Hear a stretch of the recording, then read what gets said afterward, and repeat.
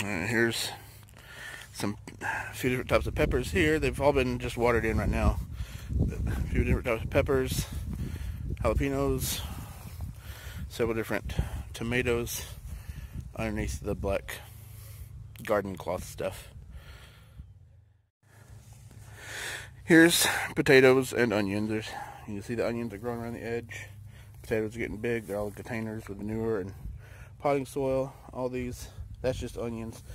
Chickens got into it, but yeah, potatoes, onions are getting really big. They haven't been in the dirt for a super long time, but they're already this big, so that's good.